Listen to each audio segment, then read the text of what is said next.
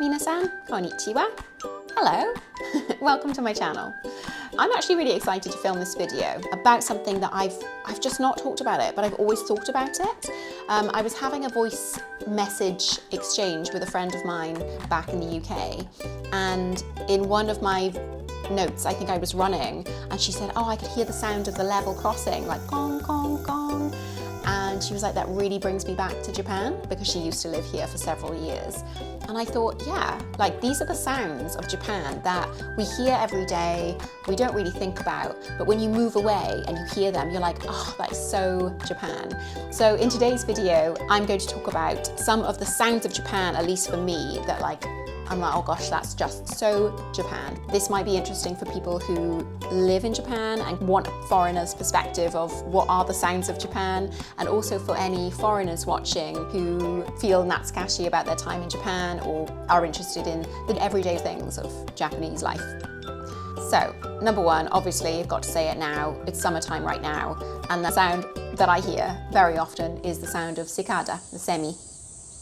I love that sound actually. It's sort of like wild, and there's a moment just before summer where you're like, huh, can't hear any semi. And then you kind of like don't realize it, and suddenly you hear the sound of cicada, the shrieking in the trees, and it's so full and it's so hot, and it's just, for me, I love Japanese summer. So the sound of cicada is for me like so rich and so Japanese. I don't think we have semi in my country, at least not to the level of Japan. So it's for me, it's a very Japan thing. Okay, another thing I really love. So Japan has lots of jingles on the train, on convenience stores, everywhere. I feel there's always a sort of like a little sing-song sound to life, which is beautiful and very softening. But one thing I loved from very early on in my life in Japan are the convenience store jingles, particularly Family Marts.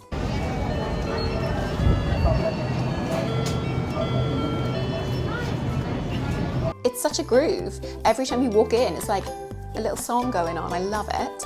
And recently I've noticed as well, like 7-Eleven have done some music which is like modern songs, but in a sort of classical, orchestral sort of fashion. And I love it. It's so charming and it's so unique to Japan, once again.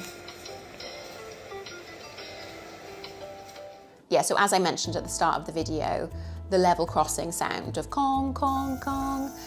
My son will actually come up to us and go kong, kong, kong, which means he wants to watch a 30-minute video of Japanese trains passing the level crossing and the kong, kong, kong and watching the train. He actively requests to watch these things, which we found on YouTube, and we're kind of shocked quite how many views these videos get. I'm sure many of you have stood at a level crossing, patiently waiting for the train to pass so that you can go across. Did you know that the industry of this sound and the trains passing, it is like people will sit down and watch it on YouTube. It's kind of amazing, but it is, again, a very, very Japanese thing. There are level crossings in the UK, but that was definitely not a feature of my growing up. Like in London, I very rarely saw that. In my hometown, we don't see that either. So you can find it, but it's more out in the countryside type of thing, as opposed to right here in the middle of Tokyo, in the central, like busiest area of Japan. So that for me is most certainly a Japanese sound. Oh, another one. Okay, so this is actually something that we saw just a few days ago, and it is the sound of Matsuri. And this one is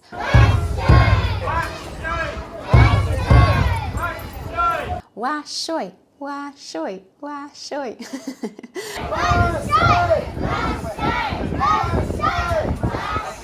Since having Rio myself, I've become so much more aware and like appreciative of the fact that children can get involved in carrying the mikoshi and making their effort and learning like gambarimasu mentality.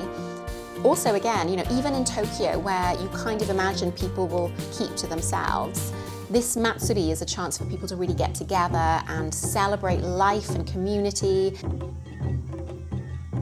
And the seriousness with which people take these Matsuri, like it's almost on a level of it being like Christmas or some sacred time where no, we will not work, we will not travel. this is matsuri for our community, and that's such a beautiful thing.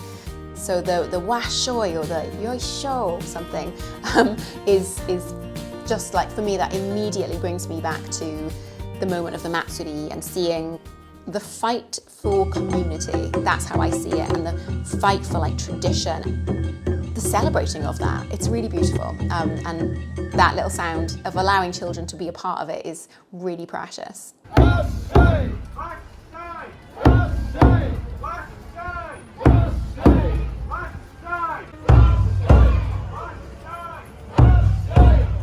Another sound is, I don't really want to make the sounds because they sound weird, but when you're crossing the road, it's just gone from a red man to a green man, and you start crossing and you've got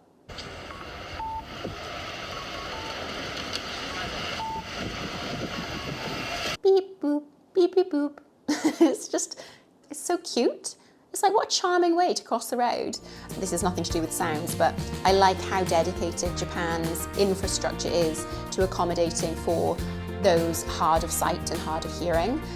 Everywhere in Japan you'll find these yellow blocks as a way of people who are unable to see so well understanding where they are. Like, I don't think you see that to the same extent in the UK. Yeah, it's really lovely. And so yeah, this little beep boop, beep beep boop is not just really accommodating for those who are unable to see so well, but also just like a charming way to cross the road.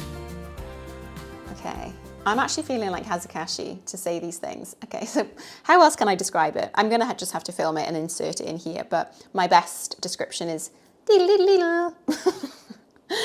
You know, when the like gomi gomi shushusha, like the garbage truck comes, or maybe not even just garbage, maybe just any truck generally, but they'll like try and go like hidari or migi, and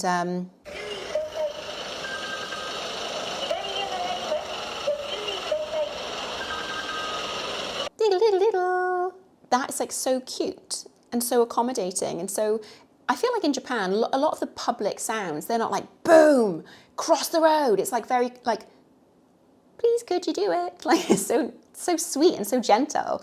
It's like a gentle soundtrack to life, which perhaps is kind of helpful in maintaining a sense of calm in people, which I do see so often in public in Japan. But it's just like so lovely. And why would you need like a big, noisy, crazy sound like, we're turning right, we're turning left? Like, no. Diddle diddle diddle.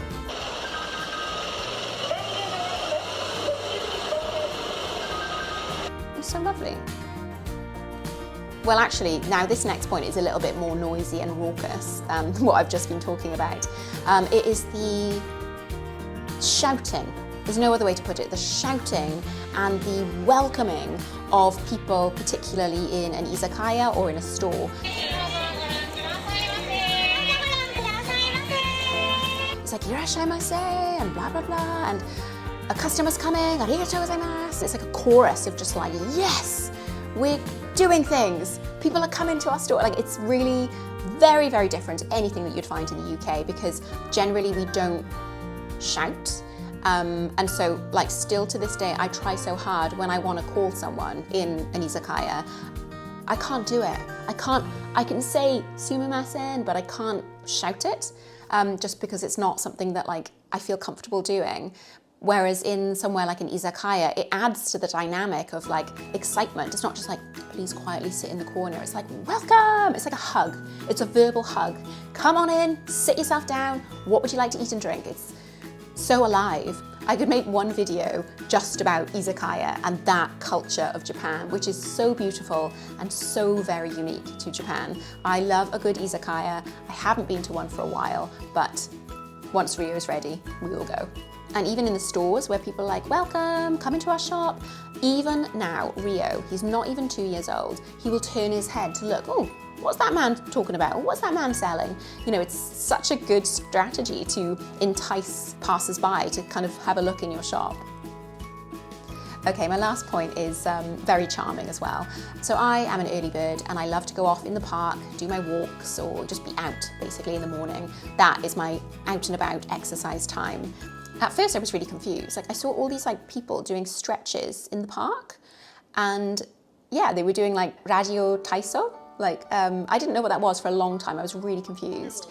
And then I researched it and I found it's just a public radio-based exercise opportunity for people to wake up and stretch together or, alone. But what I see is, in the park and stuff, people exercising. And that also brings about not just exercise and stretching, but also a sense of community. Because I notice after radio taiso is over, people will chat together and connect. And I think what a lovely way to maintain that connection between the older generation. It's not even the older generation. I've seen children do it. I've seen people on their way to work stop and start doing some stretches and stuff. That's so lovely to encourage anyone at any age or stage of life to prioritize their health, community and connection. So those are my very unique and lovely, charming Japanese sounds, and I would love to see your comments as to what sounds you think are uniquely Japanese. I probably will stop filming this now and think, oh yeah, this, that and the other. But those are the things that came to mind whilst filming, and I hope that you enjoyed. Okay, minasan, arigatou gozaimashita. Thank you very much everyone for watching, and I will see you in the next video. Okay, bye.